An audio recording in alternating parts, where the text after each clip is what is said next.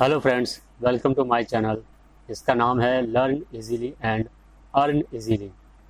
Friends, जैसे कि मैंने अपने प्रीवियस वीडियोस में आपको बताया था कि मैं अपने यूट्यूब चैनल के थ्रू शेयर मार्केट से रिलेटेड आपको बेसिक नॉलेज और एडवांस नॉलेज आपको आपके साथ शेयर कर दूँगा, जिससे कि अगर आपको बिल्कुल भी नॉलेज नहीं है तो आपको वो बेसिक नॉलेज भी मिलेगी।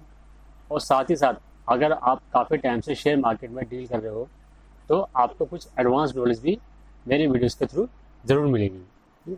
और उसके लिए ज़रूरी है कि पहले तो आप मेरा यूट्यूब चैनल सब्सक्राइब कीजिए, ताकि जब भी मैं कोई नया वीडियो बनाऊं तो उसकी इन्फॉर्मेशन आपके पास ऑटोमेटिकली पहुंच जाए।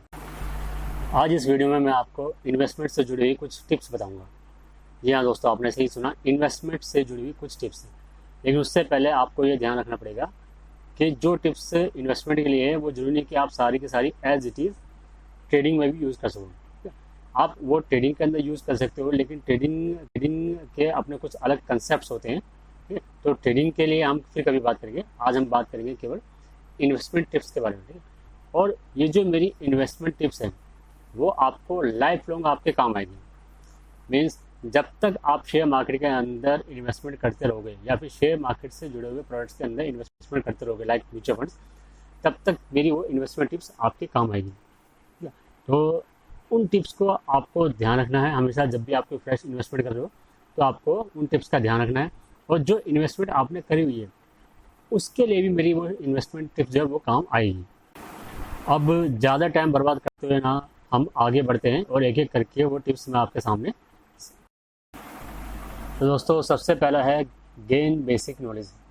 मीन्स दोस्तों, जब कभी भी आपने देखा होगा कि जब भी कोई इंसान कोई बिजनेस स्टार्ट करता है या फिर कोई जॉब स्टार्ट करता है या कोई शॉप खोलता है, तो वो उससे जुड़ी हुई कुछ बेसिक नॉलेज का ध्यान रखता है। ठीक है, मीन्स अगर कोई बिजनेस करना चाह रहा है तो वो किस तरह का बिजनेस करना चाह रहा है, उसके लिए क्या क्या मटेरियल चाहिए होगा, क्या प्रोडक्ट्स बनाएगा, वो क्या सर्विस चाहिए होगी, वो उन सब के बारे में पहले से कुछ ना कुछ इन्फॉर्मेशन अपने पास कलेक्ट करेगा।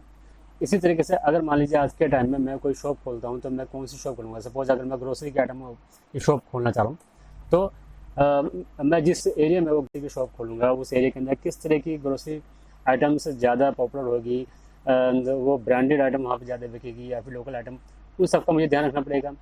ठीक है, तो कुछ नॉलेज तो हमें पहले से लेनी पड़ती है, बाकी प्रैक्टिकल नॉलेज जैसे जैसे हम अपने उस बिजनेस के अंदर या फिर जॉब के अंदर या अपने किसी प्रोफेशन के अंदर जैसे जैसे हमारा टाइम पास आउट होता रहता है, वैसे वैसे हम चीज़ें हमारे सामने आती रहती है और हम उसको सीखते रहते हैं।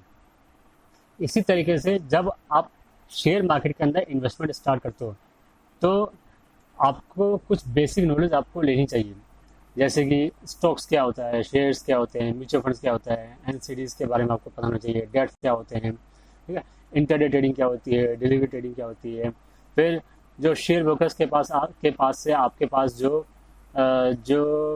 रिपोर्ट्स आती है कि आपको लेजर आ रहा है, काउंटर नोट आ रहा है, या जो फीस लग रही है उन फीस के बारे में आपको पता होना चाहिए। किस तरह के कितने तरह के चार्जेस लगते हैं आपके ट्रेडिंग के ऊपर, आपके इन्वेस्टमेंट के ऊपर, वो सब आपको पता होना चाहिए। ठीक है, चाहे आप ट्रेडिंग कर रहे हैं या इन्वेस्टमेंट कर रहे हैं, उस पर कितने तरह के चार्जेस लग रहे हैं, इंटरडे में क्या चार्जेस है, डिलीवरी में क्या चार्जेस है, तो वो सारे आपको पता होने चाहिए, ताकि उससे आप ये आइडिया लगा सको कि आपको जब प्रॉफिट हो रहा है तो वो परसेंटेज वाइज कितना प्रॉफिट है, और प्रॉफिट है भी या नहीं। कहीं ऐसा ना हो कि आपको लग रहा है कि आपने कुछ प्रॉफिट कमाया और एंड ऑफ द टाइम जब आप लेजर चेक करो तो आपको। ओके फ्रेंड्स, तो जब आप एक बार बेसिक नॉलेज ले लेते हो तो वहाँ पे उस नॉलेज के ब्याह पे फिर आपके माइंड के अंदर एक पिक्चर क्रिएट हो जाती है। उस पिक्चर के ब्याह पे फिर आप एक डिसीजन ले सकते हो कि आप जो इन्वेस्टमेंट करना चाह रहे हो वो उसके लिए आप कितना टाइम दे सकते हो या कितना टाइम आप देना चाहोगे। ठीक है, तो टाइम पीरियड अलग अलग हो सकता है, जैसे कि वेरी शॉर्ट टाइम या फिर short term time, medium term time, long term या फिर वेरी लॉन्ग टर्म। ठीक है, देखिए फ्रेंड्स, कोई थंब रूल तो है नहीं कि मैं कहूँ कि जी कि 2 दिन को हम वेरी शॉर्ट बोलते हैं या फिर 2 महीने को शॉर्ट टर्म बोलते हैं। कोई ऐसा कोई फिक्स थंब रूल नहीं है। ठीक है, तो लेकिन जनरली क्या होता है कि आप जैसे जो आपने 2 या 5 दिन के लिए जो आप इन्वेस्टमेंट करते हैं तो वो वेरी शॉर्ट टर्म के अंदर आती है। आप 1 महीने के लिए, 2 महीने के लिए, 3 महीने के लिए कोई ट्रेडिंग कर रहे हो, कोई इन्वेस्टमेंट कर रहे हो, वो शॉर्ट टर्म में आती है। ठीक है, और मीडियम टर्म हो गया कि आप 6 से 9 महीने या 1 साल तक वाला टर्म भी मीडियम टर्म में आ सकता है। लॉन्ग टर्म हो गया 1 साल या 1 साल से ऊपर का जो टाइम होता है वो लॉन्ग टर्म होता है, ठीक है। लेकिन इसका मतलब ये नहीं कि मतलब कितना लॉन्ग टर्म 1 साल से आपने 2 साल 3 साल तक का टाइम आपका लॉन्ग टर्म आता है। और वेरी लॉन्ग टर्म में आता है कि जी आपने वो लिया है कि आगे की अपनी फ्यूचर प्लानिंग के लिए। मीन सपोज आपके बच्चे अभी छोटे हैं और आप उनके लिए कोई प्लान करना चाह रहे हो कि जब वो बड़े हो जाएं तो आपके पास एक अच्छी खासी वेल्थ क्रिएट हो जाए, ठीक है। तो इतने लंबे टाइम के लिए जब आप इन्वेस्टमेंट करते हो तो वो फिर वेरी लॉन्ग टर्म। अब जबकि आपको पता है कि आपको कितने टाइम के लिए इन्वेस्टमेंट करनी है, तो उसी के बिहाफ पे उसी के हिसाब से आप स्टॉक्स का सिलेक्शन भी कर सकते हो, ठीक है। देखिए स्टॉक्स का सिलेक्शन करते वक्त भी हमें कुछ बातों का ध्यान रखना चाहिए।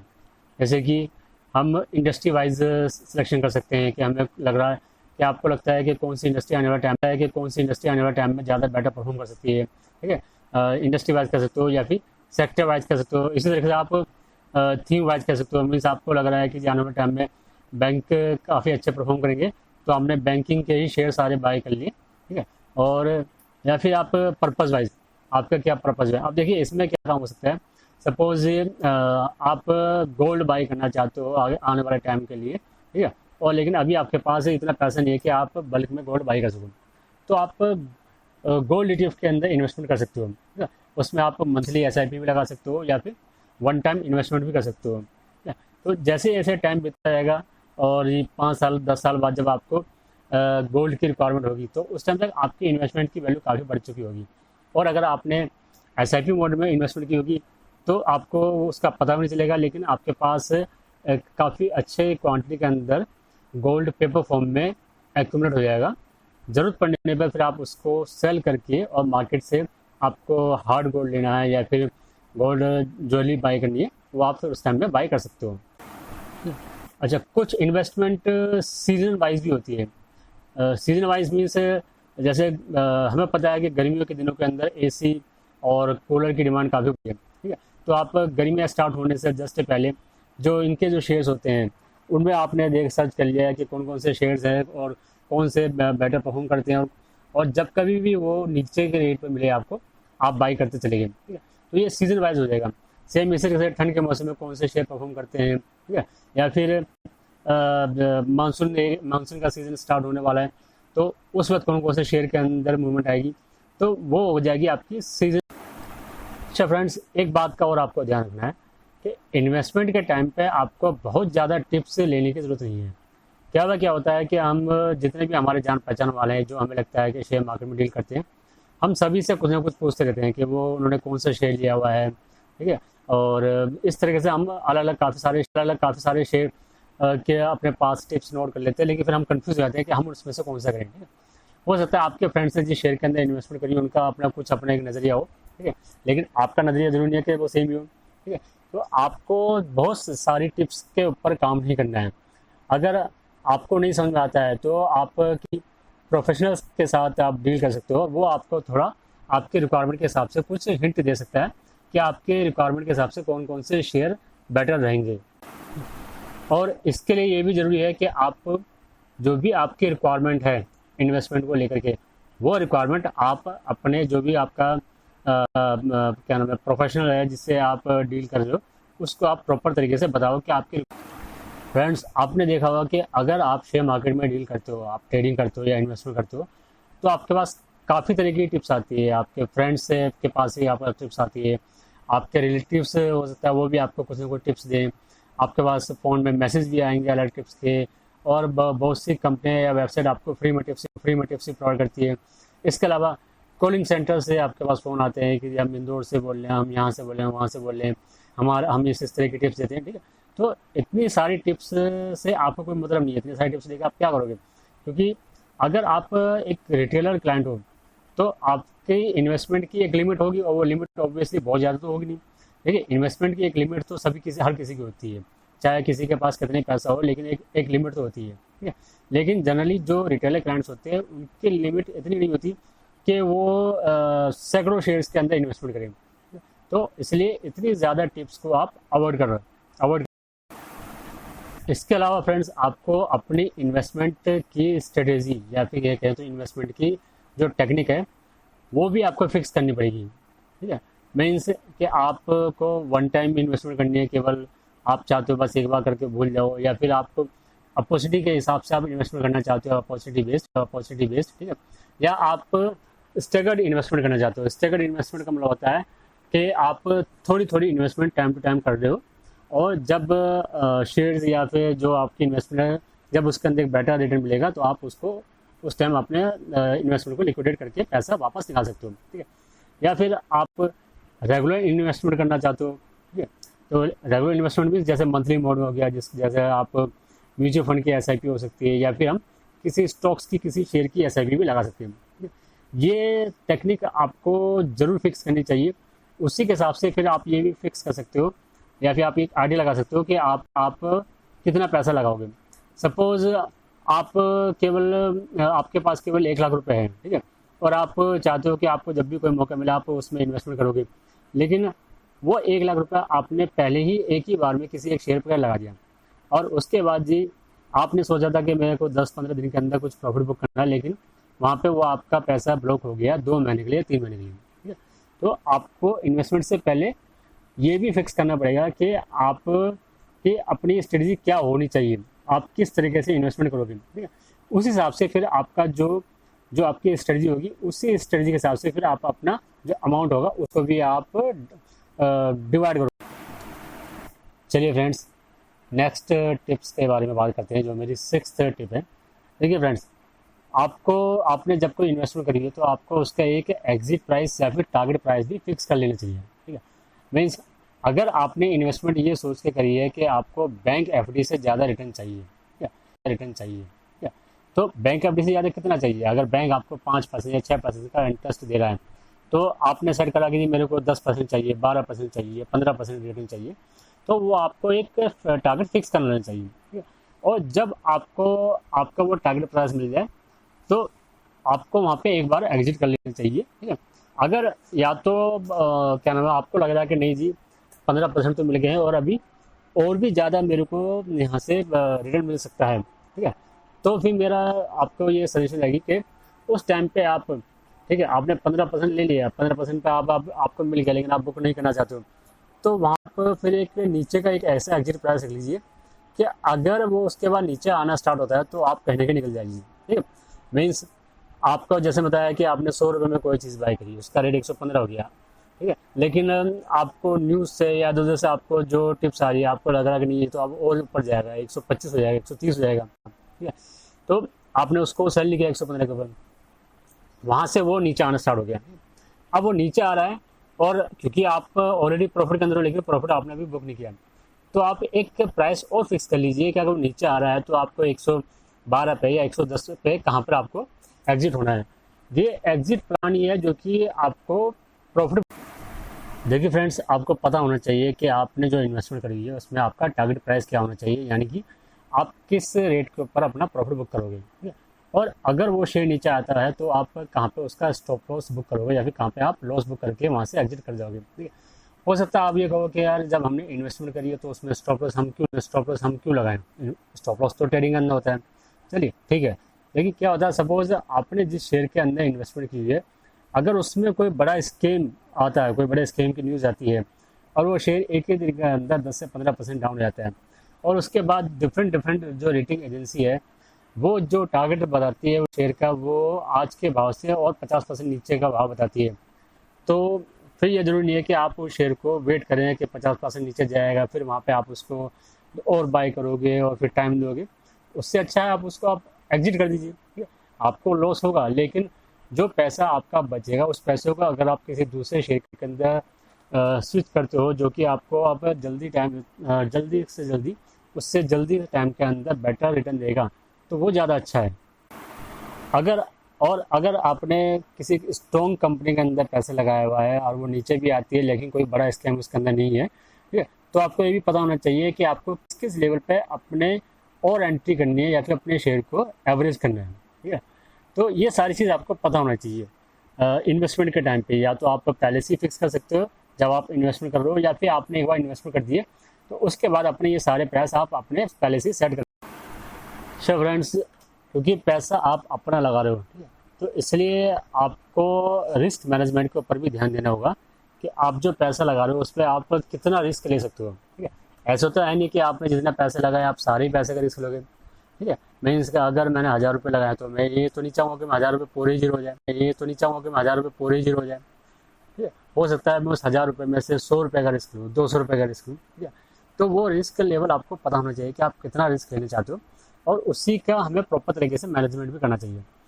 मीन्स अगर मैं अच्छे स्टॉक्स के अंदर बाइंग कर रहा हूँ और वो फंडामेंटल स्टॉक्स काफ़ी अच्छा है, और वो अगर थोड़ा बहुत नीचे आता है तो भी मुझे लगता है कि कोई दिक्कत वाली बात नहीं है, उसको और बाय करना चाहिए, तो मैं उसको मार्जिन में या फिर लेवरेज में बाय नहीं करूँगा।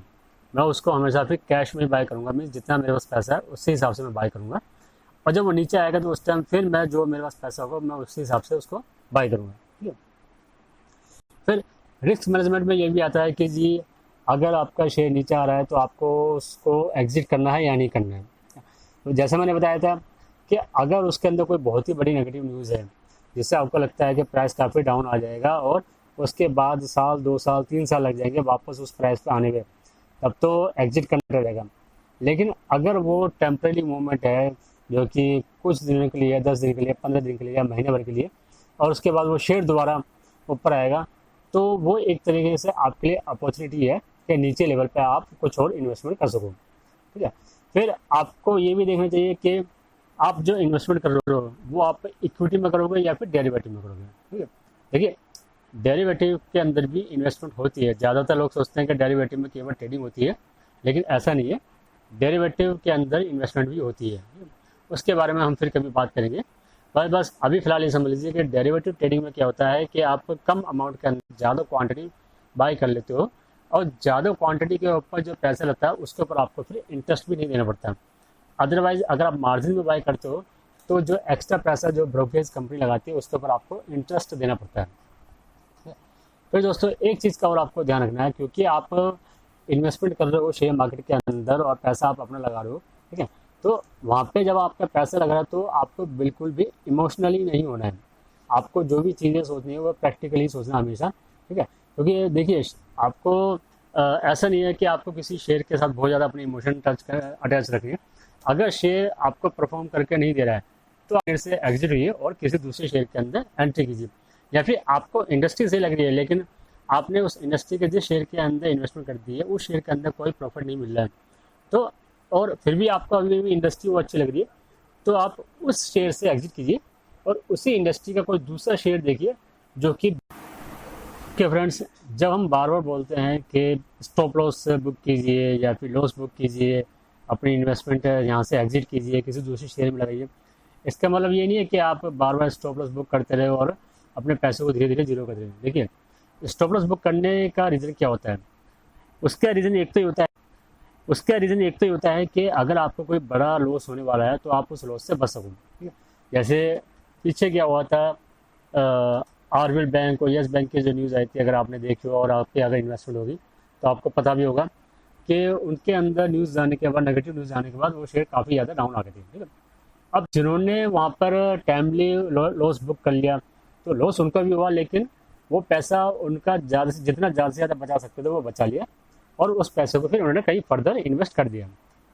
लेकिन जो लोग इमोशनली उस शेयर के साथ अटैच हो गए और आज तक भी वो उस शेयर से एग्जिट नहीं हो पाए, तो वो आगे भी शायद एग्जिट नहीं हो पाएंगे, क्योंकि अब उनको ये लगेगा कि ये तो ऑलरेडी काफ़ी नीचे आ चुका है, अब यहाँ से नीचे क्या जाएगा, अब तो ऊपर ही आना चाहिए।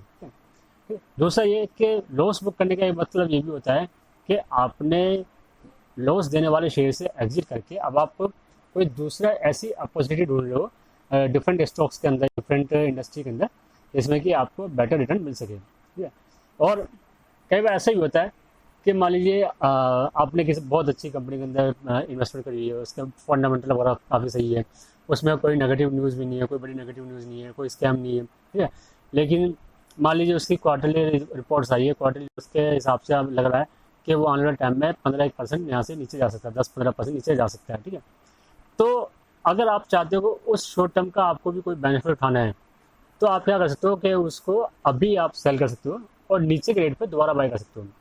वहाँ पे क्या होगा कि आपको सेल करने के बाद जो वैल्यू मिली थी उतनी वैल्यू के अंदर जब आप नीचे के रेट पे बाय करोगे तो आपके पास क्वांटिटी ज़्यादा ऐड हो जाएगी। ठीक है, और दोस्तों देखिए इन्वेस्टमेंट को आप एक तरीके से बिजनेस की तरह सोचिए। देखिए जब हम कोई बिजनेस करते हैं तो क्या होता है कि अगर बिजनेस के अंदर हमारे पास 10 आइटम है, 10 आइटम में से कोई एक आइटम अगर हमें नहीं चल रहा है तो हम क्या करते हैं, ऐसा तो नहीं है कि जी हम उसको लेके बैठ रहते हैं, क्या पता आने वाले टाइम में वो बिल्कुल ना चले। हम उस आइटम को किसी भी तरीके से निकालते हैं, चाहे लॉस में निकाल लें या फिर जी उसको वापस भेज दें, किसी ना किसी तरीके से उसको निकाल के ख़त्म करते हैं और उसी पैसे को उन दूसरे आइटम्स के अंदर या उन दूसरे प्रोडक्ट्स के अंदर लगाते हैं जहाँ से कि हमें। अच्छा फ्रेंड्स, अगर आपका टाइम होरिजन बहुत ज़्यादा लंबा नहीं है तो आपको अपने स्टॉक्स को भी टाइम टू टाइम चेंज करते रहना चाहिए, ठीक है। मीन्स जैसे सीजन के हिसाब से आप जो अपॉर्चुनिटीज़ मिलती है उनका आप बेनिफिट उठा सकते हो इन्वेस्टमेंट के लिए, ठीक है।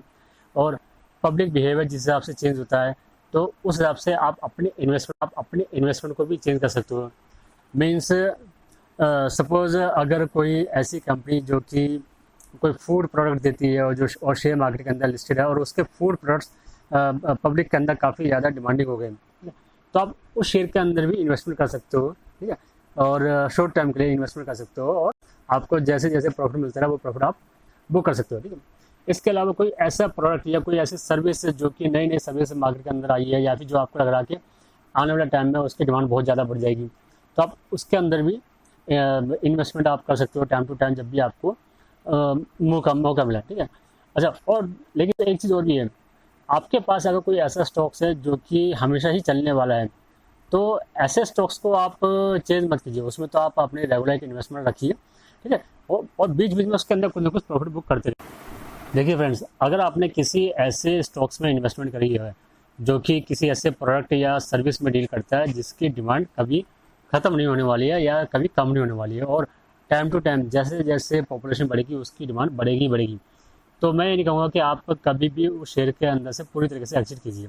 हाँ, टाइम टू टाइम आप अगर आप मैनेज कर सकते हो तो उसके अंदर आप बीच बीच में कुछ प्रॉफिट बुक करते रहिए और जब भी आपको नीचे मिले तो दोबारा फिर एंट्री कीजिए। जैसे कि आप कह सकते हो कि जो जैसे अब दाल, चीनी, आटा इस तरीके बनाने वाले प्रोडक्ट्स की जो कंपनियाँ होती है तो इन सब की डिमांड तो कभी कम होगी नहीं, ठीक है। चाहे इंसान कुछ कमा रहा नहीं कमा रहा तो भी वो खाएगा तो सही, ठीक है। और इसी के अलावा कुछ सर्विस ऐसी होती है जो कि मतलब बिल्कुल भी कभी भी बिल्कुल भी तरीके से ख़त्म नहीं होगी। जैसे कि हम देखें रेलवे सर्विस, ठीक है। तो अब रेलवे सर्विस ऐसा है कि वो ऐसा तो नहीं कह सकते कि आप कि आने वाले टाइम में सारे के सारे लोग ही जी एरोप्लेन में स्टार्ट कर देंगे अपने ट्रेवलिंग करना, ठीक है। तो इस तरह की चीज़ें ऐसे जो कि हमेशा ही टाइम लाइन में रहनी। ओके फ्रेंड्स, अब मेरी last and 10th investment tips है कि develop and change your investment strategy, ठीक है। मीन्स देखिए, आप जौन सी भी अपने इन्वेस्टमेंट स्ट्रेटेजी के ऊपर आप काम कर रहे हो और अगर उसके अंदर आपको प्रॉफिट मिल रहा है तो आप टाइम टू टाइम उसके अंदर कुछ इस तरह के चेंजेस कीजिए ताकि वो और भी ज़्यादा डेवलप हो और उसमें आप को जो लॉस होता है वो लॉस कम से कम हो, मिनिमाइज हो और प्रॉफिट आपको मैक्सिमम से मैक्सिमम हो, ठीक है। तो वो डेवलप करने के लिए मैंने जो इससे पहले के जो 9 रूल्स बताएं उनका आपको ध्यान रखना पड़ेगा, ठीक है। इसके अलावा ये कि आप जो सी भी टिप्स जो से भी आप इन्वेस्टमेंट स्ट्रेटजी के ऊपर आप काम कर रहे हो, अगर आपको वहाँ से कुछ नहीं मिल रहा है, ठीक है, कि आपका शेयर्स भी अच्छा है, इंडस्ट्री भी अच्छी है, फिर भी आप कुछ कमा नहीं पा रहे हो, ठीक है, तो फिर आप अपना जो स्ट्रेटजी है वो चेंज कीजिए, ठीक है। Means if you are getting nothing then change your. देखिए फ्रेंड्स, इन्वेस्टमेंट टिप्स एक ऐसा टॉपिक है जिसके बारे में जितना बोले उतना कम है, ठीक है। इसके ऊपर तो हम काफ़ी टाइम तक हम बोल सकते हैं, लेकिन देखिए इतना टाइम मुझे पता है कि आपके पास भी नहीं होता, किसी के पास नहीं होता कि वो किसी एक ही टॉपिक से रिलेटेड वीडियो पूरे दिन देखता रहे। तो इस लेकिन फिर भी ये है कि अगर आप जो मैंने टिप्स बताई उन टिप्स को आप थोड़ा बारीकी से अगर समझने की कोशिश करोगे तो आपको वो ज़रूर हेल्पफुल रहेंगी, ठीक है। और मैं ये भी रिक्वेस्ट करूँगा कि आपने एक बार ये वीडियो देख ली है तो उसके बाद दोबारा जब भी आपके पास टाइम हो तो इस वीडियो को एक बार ज़रूर देखिए प्लीज़।